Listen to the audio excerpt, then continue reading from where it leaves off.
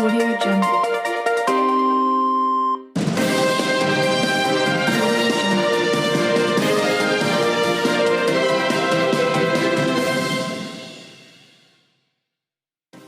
की लड़कियों से शादी की, अच्छे अधिकारी बन गए और वही अपना परिवार बसा लिया। और बचे हुए जो 8 लोग भारतवर्ष में आए,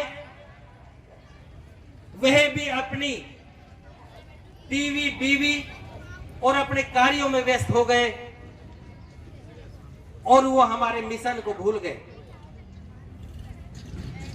मैंने सोचा था कि जब ये लोग पढ़ कर के आएंगे तो मैं दिन पे दिन मेरा शरीर जर्जर हो रहा है,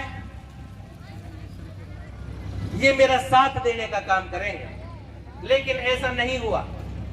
मैं आज इसलिए विचलित हूं, इसलिए परेशान हूं कि मैं बड़े अथक प्रयासों के साथ, बड़ी मुश्किलों से मैं इस कारवां को यहां तक लेकर के आया हूं, लेकिन मुझे पूरे भारतवर्ष के अंदर अंधकार ही अंधकार नजर आता है। मेरा शरीर काम नहीं कर रहा।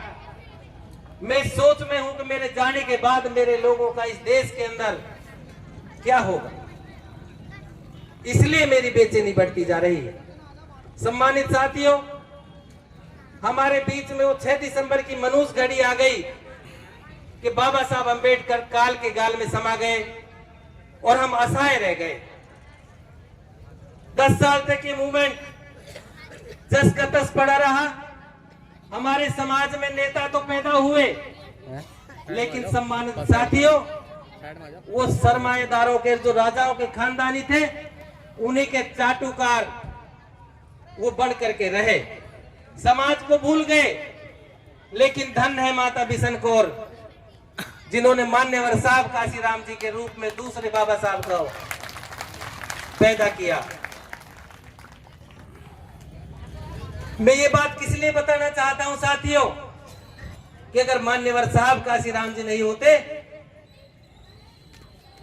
तो इन पॉलिटिकल पार्टीज ने तो बाबा साहब अंबेडकर को इतना नीचे दफन कर चुके थे कि मान्यवर साहब काशीराम जी के सामने भी बाबा साहब को हम अच्छी तरीके से ऊपर नहीं ला पाए।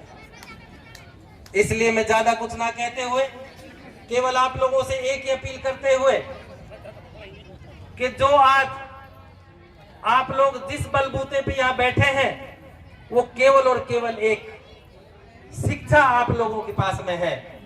सम्मानित साथियों, ज्यादा से ज्यादा अपनी आने वाली पीढ़ी को केवल शिक्षित करें, क्योंकि शिक्षित बनने के बाद में ही आप अपनों के लिए, अपने समाज के लिए, अपने देश के लिए